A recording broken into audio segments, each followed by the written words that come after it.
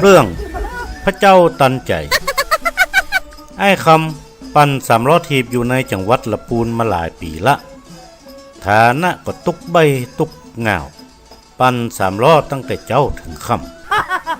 ำวันหนึ่งมีคนมาจ้างไปส่งที่หน้าวัดพระธาตุหริพุนใจผู้โดยสารก็ว่ามาไหว้พระเจ้าตันใจ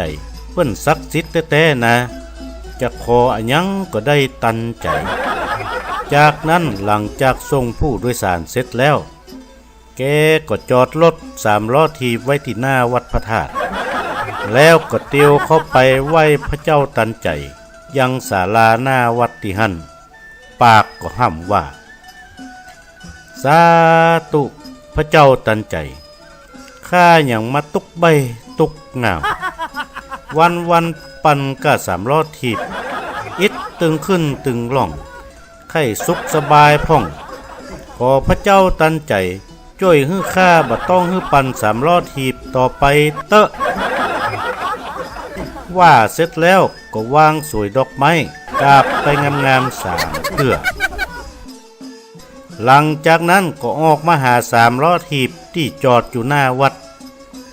พระเจ้าตันใจก็ตันใจแท้ๆสามล้อถีบต้นลักหายเซ็ตไปจากหน้าวัดที่หั่นพอหาตั้งใดก็บับปะสมกรรมภาวนาอธิษฐานที่ขอกับพระเจ้าตันใจอ้ายคำก็จมว่าบ่เฮ้ยตันใจแต้ๆน้อ